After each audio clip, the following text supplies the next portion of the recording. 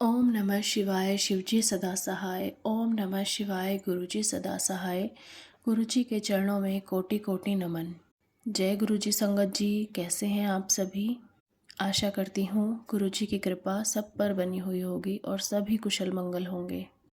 तो संगत जी, आज आप सुनेंगे दिव्य आभा अध्याय 10, परम पिता का संतान सुख आशीष। जय गुरुजी। यह जर्नी शेयर की है श्री आकाश सेठी जी ने, जो कि दिल्ली से हैं। संगत जी, इन्होंने अपनी पूरी लाइफ जर्नी शेयर की है हमारे साथ दिव्य आभा के माध्यम से। संगत जी, शुरू करने से पहले आपको बता दूं कि आप भी अपना सत्संग हमारे चैनल पर शेयर कर सकते हैं। अपना सत्संग रिकॉर्ड करके डिस्क्रिप्शन बॉक्स में दी गई मेल आईडी या व्हाट्सएप नंबर किसी पर भी आप भेज सकते हैं। अगर आपको हमारी वीडियोस अच्छी लग रही हैं तो अन्य संगत परिवार के साथ भी आप चैनल को शेयर करें। तो चलिए संगत जी, शुरू करते हैं आज का दिव्य आभा अध्याय 10, जिसका शीर्षक है परम पिता का संतान सुख आशीष। सर्वप्रथम जून 1998 में मुझे गुरुजी के दर्शन का सौभाग्य प्राप्त हुआ। मेरे मामा जी गुरुजी द्वारा अपने हृदय रोग के चमत्कारी निवारण के संबंध में उनके बारे में चर्चा करते रहे थे। मेरे मामा जी को उनके हृदय रोग विशेषज्ञ ने अति शीघ्र बाईपास शल्य क्रिया का सुझाव दिया था। अपने आप को मानसिक रूप से तत्पर कर वह गुरुजी का आशीर्वाद लेने गए। गुरुजी ने अपने पास बिठाकर उनको अपने पांव दबाने को कहा। फिर उनसे उनके स्वास्थ्य के बारे में प्रश्न किया। मामा जी ने उन्हें उत्तर दिया और प्रस्थान करने की आज्ञा मांगते हुए उनसे होने वाली शल्य क्रिया की सफलता के लिए कृपा बनाए रखने का आग्रह किया। गुरुजी बोले कि उन्होंने उसका बाईपास कर दिया है। यह मामा जी जैसे श्रद्धालु के लिए विश्वास करना कठिन था, पर उन्हें प्रसन्नता थी कि गुरुजी ने उन्हें धन्य कर दिया था। अगले दिन प्रातः मामा जी प्रवेश पूर्व परीक्षणों के लिए चिकित्सालय गए। परिणाम के अनुसार उनका हृदय ठीक से कार्य कर रहा था। हृदय रोग विशेषज्ञ के निष्कर्ष के अनुसार उनकी अच्छी निंद्रा के कारण परिणाम सही थे। उन्होंने मामा जी को एक अन्य प्रयोगशाला से परीक्षण कराने को कहा। पुनः जब वही फल आए तो चिकित्सक अचंभे में पड़ गए। तब मामा जी ने पूर्व रात गुरुजी का प्रसंग सुनाया तो चिकित्सक को गुरुजी के दिव्य हस्तक्षेप पर चुप्पी साधने के अतिरिक्त कोई और स्पष्टीकरण नहीं सूझा। जय गुरुजी। यद्यपि अब मुझे गुरुजी के प्रभाव के बारे में ज्ञान था, उन दिनों श्रीनगर में रहने के कारण उनके दर्शन नहीं कर पाया। मैं दिल्ली थोड़े समय के लिए कार्यवश ही आता था।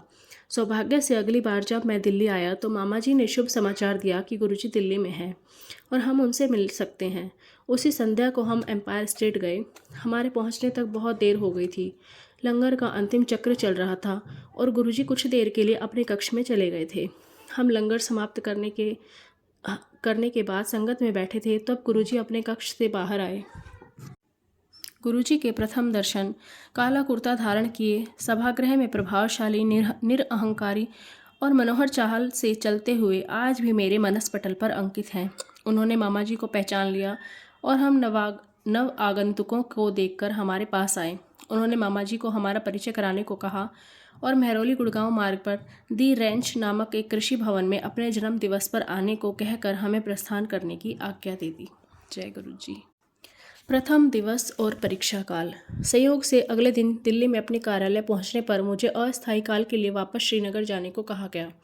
वहां पर कार्यरत एक नवीन अधिकारी से कुछ चूक हो गई थी और एक ग्राहक ने उच्च क्षेत्रीय कार्यालय में असंतोष प्रकट किया था। गुरुजी ने उनके जन्मदिवस पर के अवसर पर उनके दर्शन न हो पाने की निराशा के साथ मैं श्रीनगर लौट गया। मुझे सौंपे गए कार्य में सफल होने का विश्वास था, क्योंकि मुझे गुरुजी के दर्शन और आशीष दोनों प्राप्त हो चुके थे। मुझे ज्ञात था कि सब कुछ गुरुजी की इच्छा अनुसार ही होगा। कठिन परिस्थितियों में मैं श्रीनगर और अवंतीपुर के कार्य संभालता रहा। वह ग्राहक अत्यधिक अपेक्षा रखता था और अपने अभियोग सिद्ध करने के लिए हमसे बहुत कार्य करवाता था। संभवतः इससे पूर्व मैं यह कार्य ना कर पाता, पर इस बार अंतर था। मेरे पास एक आश्रय था और कठिन काल में मैं उनको याद करता था। अंततः 1 मास के उपरांत उस ग्राहक ने मुझे अपने कार्यालय में बुलाया। उसने मेरे समक्ष ही क्षेत्रीय कार्यालय में फ़ोन किया और मेरे द्वारा दी गई उच्च स्तरीय सेवाओं की अति प्रशंसा करी। उसने अपना अभियोग भी वापस ले लिया और मुझे प्रशंसा पत्र भी दिया। मुझे पता था कि इसका कर्ता कौन है। जय गुरुजी। गुरुजी के पुनः दर्शन होने की उत्सुकता सहित मैं दिल्ली वापस आ गया। मेरे परिवार के सदस्य गुरुजी के जन्मदिवस आयोजन पर गए थे और नियमित रूप से एम्पायर स्टेट भी जाते रहे थे। उन्होंने गुरुजी के जन्मदिवस के अवसर पर उपस्थित सहस्त्रों श्रद्धालुओं उन भक्तों के बारे में बताया जिनकी गुरुजी ने सहायता करी थी। मैंने सोचा, क्या वह हमें संतान सुख का आशीष देंगे? विवाह के 7 वर्ष बीतने पर भी हम संतान सुख से वंचित थे। चिकित्सक, प्रार्थना और उपाय सब असफल रहे थे। मेरे मामा जी ने गुरुजी का आशीर्वाद लेने का सुझाव दिया। उन्होंने अपने एक ठेकेदार मित्र का प्रसंग भी बताया। जय गुरु जी। ਤੁਹਾਨੂੰ बच्चे लभेंगे, भज जा।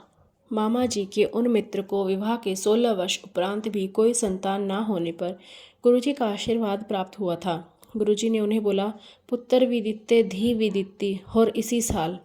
यह अविश्वसनीय प्रतीत हो रहा था, किंतु गुरुजी के सत्य वचनानुसार उनकी पत्नी ने 31 दिसंबर को एक साथ 3 बच्चों को जन्म दिया, 2 पुत्र और 1 कन्या। गुरुजी के आशीर्वाद से सब कुछ संभव है, पर हमें उनका आशीर्वाद कब मिलेगा? मैं उत्सुक था। हम गुरुजी के यहाँ निरंतर जाते रहे हैं, पर उन्होंने कभी हमसे बात नहीं करी। अन्य महानुभावों ने गुरुजी पर विश्वास बनाए रखने का सुझाव दिया। वह अनुकूल समय आने पर बात करेंगे। उनके पास जाकर अपनी समस्या मत बताओ।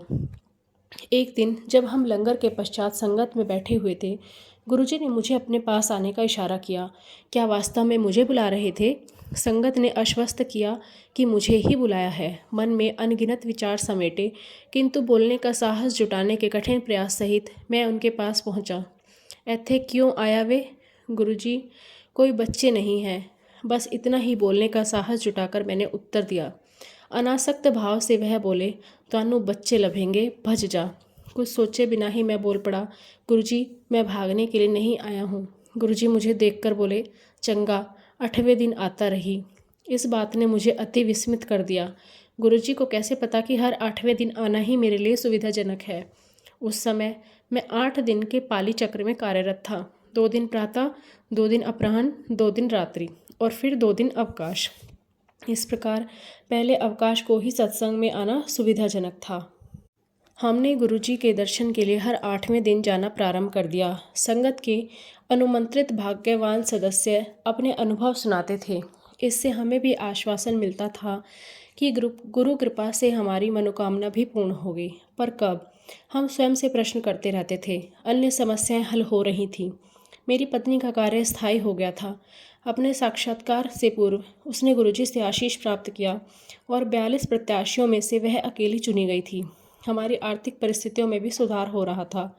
हम दोनों संतानोत्पत्ति निष्फलता का उपचार करा रहे थे, परंतु सफलता हाथ नहीं लग रही थी। यद्यपि चिकित्सका को आशा नहीं थी, तद्यपि उन्होंने गर्भाशय में वीर्यारोपण का सुझाव दिया था। उन्होंने कहा कि यदि यह भी असफल रहा तो फिर बाह्य प्रत्यारोपण कर गर्भाशय में बिठाने का प्रयास करा जाएगा, किंतु वह अधिक मूल्यवान होगा। उन्हीं दिनों मुझे अपने उच्च कार्यालय से समाचार मिला कि मुझे अधिशासी MBA की प्रवेश परीक्षा देने के लिए चुना गया है। जून 2000 में प्रारंभ होने वाले इस प्रोग्राम की अवधि 1 वर्ष थी। मैं दुविधा में था। मेरी पत्नी परीक्षा देने के विरुद्ध थी। मैंने उसे गुरुजी पर यह निर्णय छोड़ने को कहा।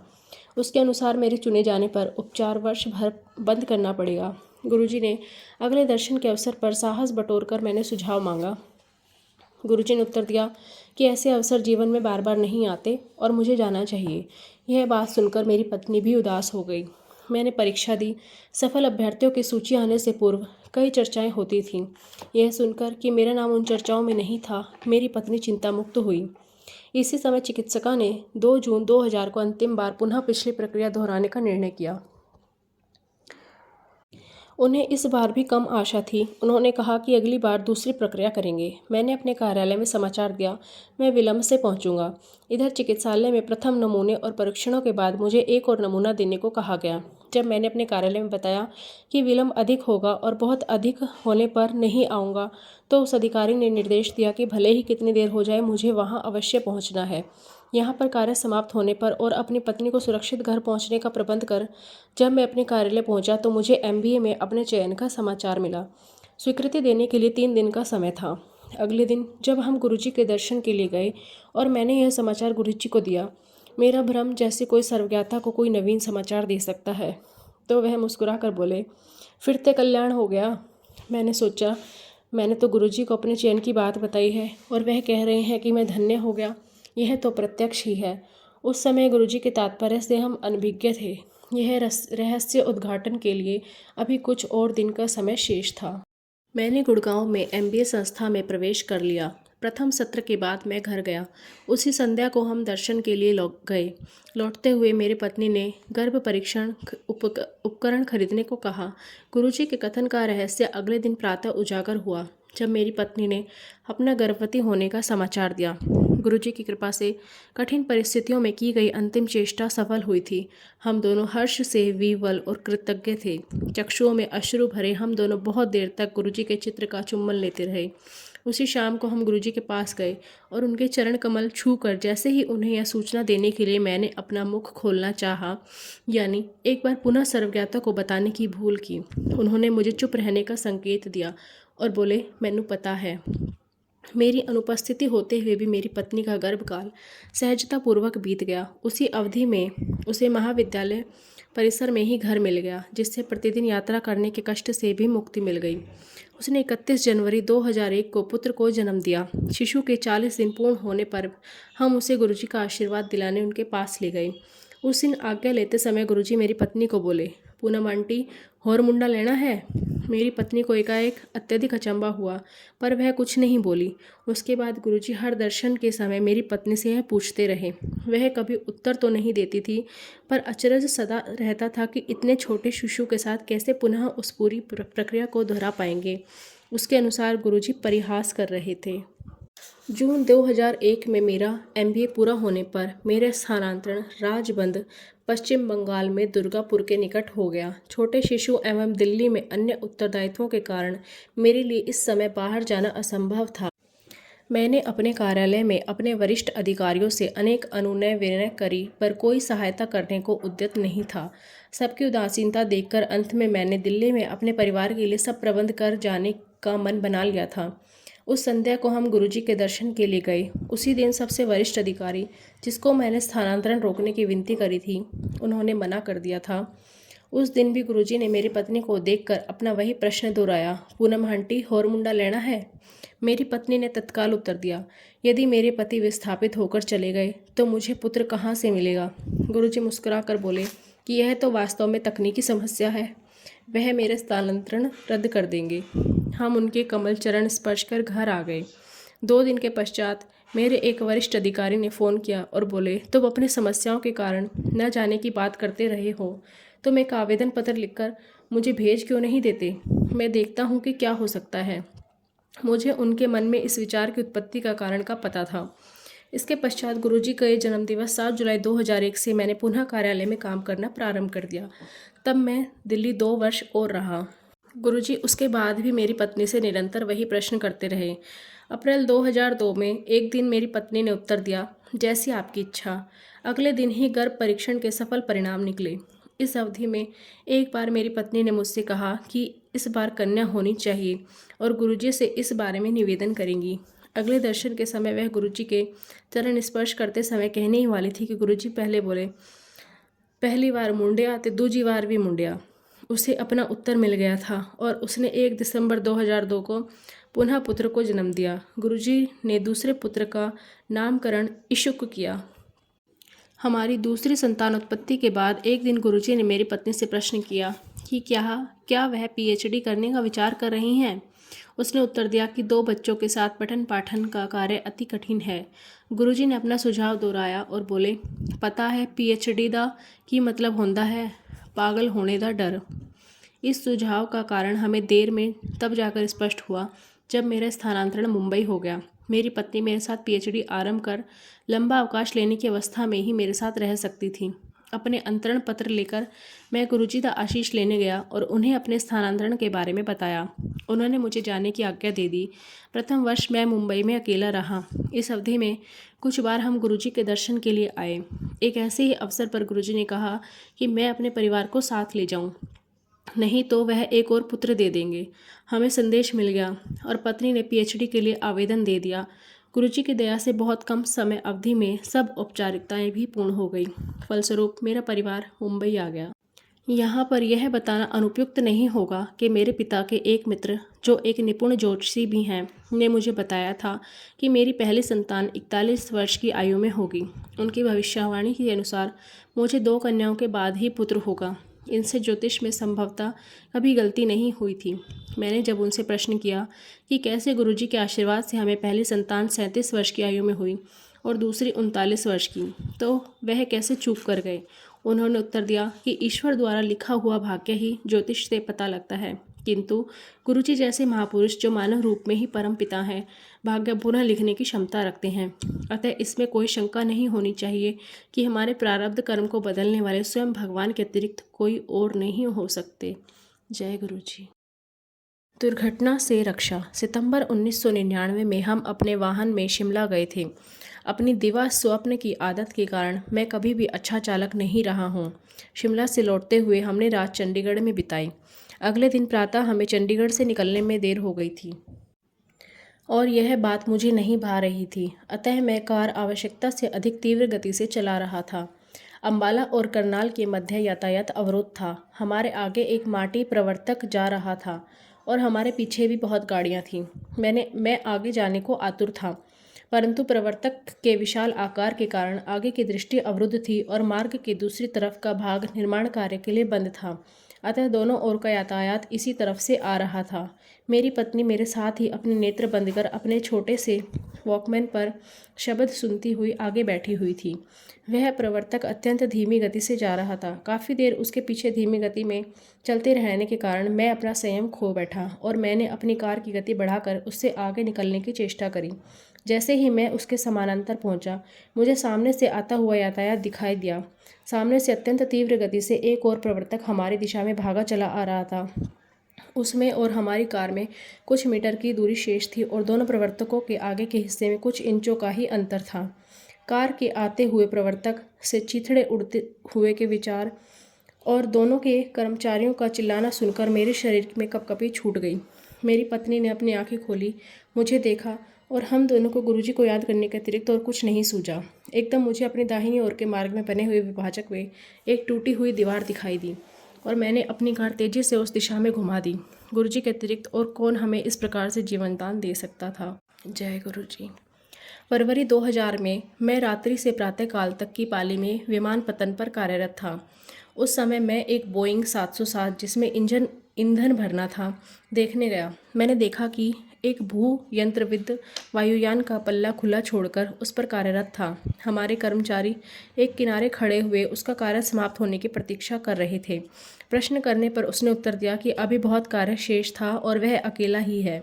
इंजन के पल्ले को सुरक्षित रखने वाली भुजा भी काम नहीं कर रही थी और उसे वह सीढ़ी पर टिकाकर रखे हुए था। मैंने उसकी बात सुनकर उससे ईंधन भरवाने का कार्य प्रारंभ करवाकर अपना कार्य करते रहने की विनती करी। उसने मान लिया और कहा कि हम ईंधन भरक यंत्र पर पहुँचे और वह भी शीघ्र ही वहाँ पहुँच जाएगा। जैसे ही मैं वहाँ पर मुड़ा, उसने मेरे से अदृष्ट सीढ़ी पर अपनी मुद्रा बदली और उसी समय वह सीढ़ी पर अटका कर रखा हुआ पल्ला नीचे गिरने लगा। मेरी दृष्टि अत्यंत तीव्र गति से गिरते हुए पल्ले पर पड़ी और मैंने तुरंत गुरुजी को याद किया। पल्ला जोर से मेरे मस्तक पर आकर लगा और वहाँ से रक्तस्राव होने लगा। मैं चेतन अवस्था में था। मुझे विमानपत्तन पर चिकित्सक के पास ले जाया गया तो उसने कहा कि ईश्वर ने मेरी रक्षा की है। 1 सेंटीमीटर भी ऊपर या नीचे चोट लगने पर वह घातक सिद्ध होती। इस बार भी मुझे पता था कि कौन से ईश्वर ने मेरी रक्षा की है। जय गुरुजी।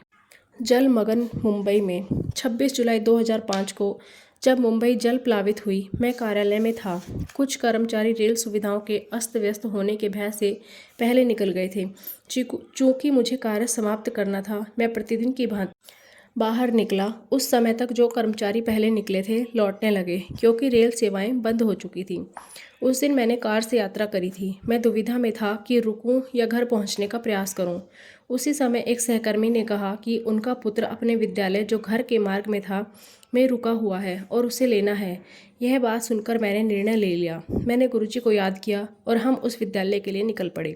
जैसे ही हमने बाहर निकलने का प्रयास किया, कार्यालय के एक बंद द्वार के सामने एक कार दुरवस्था में रुकी हुई थी। हमने दूसरे द्वार से बाहर निकले। सब मार्ग जलमग्न थे और वाहन चलाना बहुत कठिन हो रहा था। पूरी राह जल और अवरुद्ध यातायात की चुनौतियों का सामना करते हुए हम 2 घंटे में उस विद्यालय तक पहुंच सके। क्योंकि विद्यालय की बसें बंद थीं, सब विद्यार्थियों को वहीं पर रात्रि में रोकने की योजना बनाई जा चुकी थी। चूंकि मेरे सहकर्मी का पुत्र अपने सहपाठियों के साथ प्रसन्न था और हमारा घर तक पहुंचना अनिश्चित था, उन्होंने उसके वहीं पर रहने का अनुमोदन कर दिया। हम दोनों ने घर पहुंचने का प्रयास का निश्चय किया और चल पड़े। थोड़ी दूर जाने पर जल स्तर इतना बढ़ गया कि हमारा घर पहुंचना या कार्यालय तक लौटना असंभव था। अतः मैंने उसी ऊंचे स्थान पर जाकर अपने सहकर्मी के विद्यालय में जाने पर कार खड़ी कर वहीं रात गुजारने का निश्चय किया। मैंने घर पर समाचार दे दिया कि घर पहुंचना संभव नहीं है। हमने रात्रि कार में ही बिताई। अगले दिन जैसे जैसे जलस्तर कम होता गया, मैं धीमे धीमे कार चलाकर शाम तक घर पहुंचा। घर पहुंचने पर पता लगा कि वहां पर सब कारें पानी में डूबकर ऐसी अवस्था में हो गई हैं कि अत्यधिक धन व्यय करने पर ही उनका जीर्णोद्धार संभव था।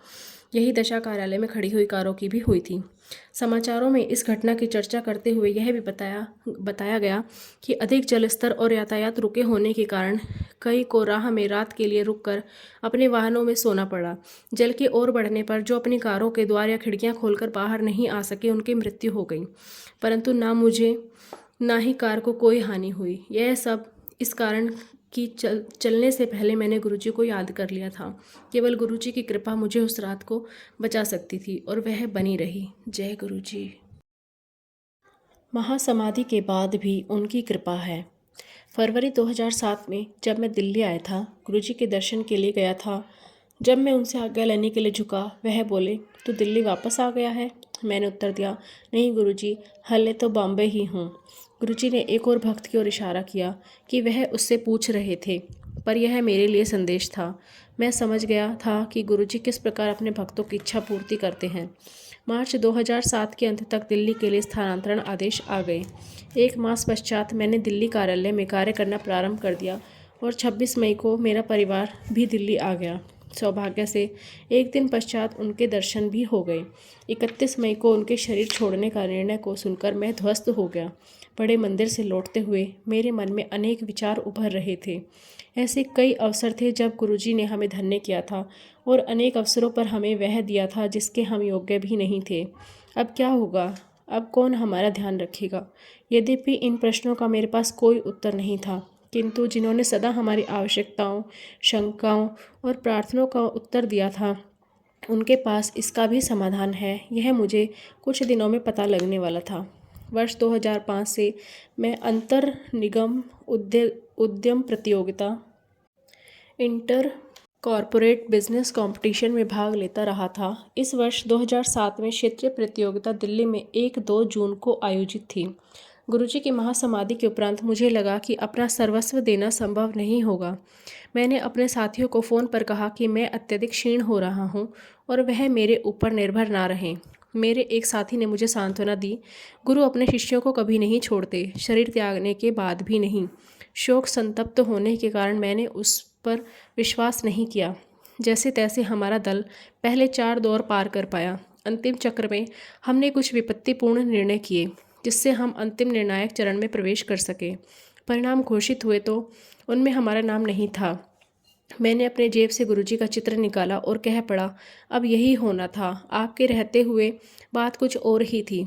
जैसे मैं गुरुजी का मुस्कुराहट भरा मुख देख रहा था, मेरे एक साथी ने आकर बताया कि हमारे उत्तर कंप्यूटर में ठीक से नहीं डाले गए हैं। हमारे आयोजकों को जाकर उनकी अशुद्धि बताई। संशोधन के पश्चात हम अंतिम चरण में पहुंच गए। उसके बाद सफलता हमारे साथ बनी रही। 6 जून 2007 को राष्ट्रीय प्रतियोगिता में हम द्वितीय स्थान पर रहे और तत्पश्चात सितंबर में आयोजित एशिया पैसिफिक प्रतियोगिता में भी द्वितीय स्थान प्राप्त किया। गुरुजी ने हमें बता दिया था कि उनकी दया अब भी उनकी संगत के साथ है। हम अपने दोनों बच्चों को अच्छे विद्यालय में प्रवेश कराने को उत्सुक थे। यद्यपि हम विभिन्न सूत्रों के द्वारा प्रयास कर रहे थे, पर उनमें कोई सफलता नहीं मिल रही थी। अंत में मैंने गुरुजी से प्रश्न किया, "आपने 2 पुत्र दिए हैं, तो इनको अच्छे विद्यालय में प्रवेश क्यों नहीं दिला देते?" इसका उत्तर मुझे अतिशीघ्र मिला। दोनों बच्चों को दिल्ली के सबसे अच्छे विद्यालयों में से एक में बिना किसी दान या राजनीतिक सूत्र के प्रवेश मिल गया। जब हम दिल्ली पहुंचे तो हमारे पास कोई ऐसा निवास नहीं था जहां से मेरी पत्नी और मैं अपने काम काज और दोनों बच्चों को जो अब 6 और 4 वर्ष के थे, की देखभाल कर सके। हर समस्या का समाधान यही था कि मेरी पत्नी को महाविद्यालय परिसर में ही घर मिल जाए, पर कोई भी निवासी सेवानिवृत्त होने वाला नहीं था और वहाँ पर घर वरीयता के आधार पर मिलते थे। इस बार भी हमारी इच्छानुसार चमत्कार हुआ। एक शिक्षक, जिनके पुत्र को अपने विद्यालय से दूर होने के कारण कठिनाई का सामना करना पड़ता था, ने अपना घर खाली कर दिया। आश्चर्यजनक रूप से वरीयता में उच्च आवेदकों में से किसी ने उस घर के लिए आवेदन नहीं दिया, अतः मेरी पत्नी को वह घर मिल गया। गुरुजी के अन्यथा और कौन संगत के सदस्यों की सुविधा अनुसार ऐसे चमत्कार कर सकता है। मैंने परमपिता गुरुजी के साथ अपने अनुभवों को बहुत सारांश में लिखा है। मैं यह हार्दिक कृतज्ञता और आदर से यहीं समाप्त करता हूँ। ओम श्री गुरुदेवाय नमः। प्रार्थना है कि गुरुजी सदा हमारे और सब भक्तों पर अपने सुख, सौभाग्य और सुबुद्धि की वर्षा करते रहें और हम सदा उनके भक्त होने की योग्य बने रहें। जय गुरुजी। शुक्राना गुरुजी। अनंतम शुक्राना गुरुजी। तो संगत जी, कैसा लगा आज का अध्याय कमेंट करके ज़रूर बताइएगा। गुरुजी की कृपा सब पर बनी रहे। इन्हीं शब्दों के साथ आज के अध्याय को विराम देते हैं। जय गुरुजी। शुक्राना गुरुजी।